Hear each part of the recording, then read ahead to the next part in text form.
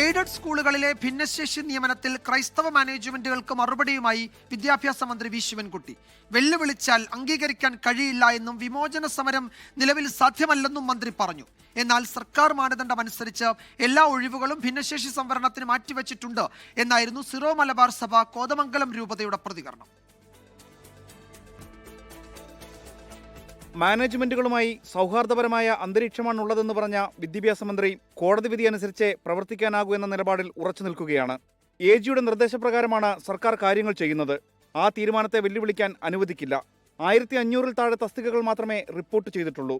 അപ്പോൾ തങ്ങളുടെ ഭാഗം കോടതിയിൽ ചെന്ന് സമയത്തിന് കൃത്യമായി വ്യക്തമാക്കുന്നതിന് വേണ്ടി കഴിയാത്തതിന്റെ അടിസ്ഥാനത്തിൽ കോടതി വിധി വന്നപ്പോൾ അതിന്റെ കുറ്റം ഗവൺമെന്റിന്റെ മേൽ പഴിയാറുന്നത് ഒട്ടും ശരിയല്ല.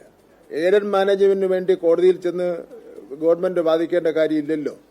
മതവും ജാതിയും നോക്കി വിദ്യാഭ്യാസ രംഗത്തെ വിരട്ടാൻ നോക്കണ്ട. 5000-ലധികം ഒഴിവുകളാണ് റിപ്പോർട്ട് ചെയ്യേണ്ടത്. അത് ചെയ്യാത്തവർക്കെതിരെ നടപടിയുണ്ടാകും.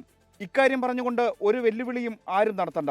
ക്രൈസ്തവ മാനേജ്മെന്റുകൾക്ക് മന്ത്രിയുടെ മറുപടി ഇങ്ങനെ: ഭിന്നശേഷിക്കാർക്ക് നിയമാനുസരണം കിട്ടേണ്ട ആനുകൂല്യത്തിന്റെ കൂടെയാണ് ഗവൺമെന്റ്. ഈ കാര്യം പറഞ്ഞുകൊണ്ട് ഒരു വെല്ലുവിളി എന്നും ആരും നടത്തേണ്ട കാര്യമില്ല. വിഷയത്തിൽ വിദ്യാഭ്യാസ മന്ത്രിക്കെതിരെ സീറോ മലബാർ സഭ രംഗത്തെത്തിയിരുന്നു. NSS മാനേജ്മെന്റിന് നിയമന അംഗീകാരം നൽകിയതിലടക്കമാണ് പ്രതിഷേധം. മന്ത്രി എത്രമാത്രം ഇതിന്റെ നിജസ്ഥിതി മനസ്സിലാക്കിയിട്ടുണ്ട് എന്ന് എനിക്ക് വ്യക്തതയില്ല. അല്ലെങ്കിൽ ബന്ധപ്പെട്ട വിദ്യാഭ്യാസ ഓഫീസർമാരാണല്ലോ മന്ത്രിതലത്തിലേക്കും സർക്കാർ തലത്തിലേക്കും ഈ റിപ്പോർട്ടുകൾ കൈമാറേണ്ടത്. ആ റിപ്പോർട്ടുകൾ പരിശോധിച്ച് ഒരു സത്യസന്ധമായ കൃത്യമായ റിപ്പോർട്ട് നൽകുക എന്നുള്ള ഉത്തരവാദിത്വം അധികാരികളുടേതാണ്. റിപ്പോർട്ട് ചെയ്യപ്പെട്ട ഒഴിവുകളിൽ യുദ്ധകാലാടിസ്ഥാനത്തിൽ നിയമന അംഗീകാരം നൽകാനാണ് സർക്കാർ ആലോചിക്കുന്നത്. 24 തിരുവനന്തപുരം.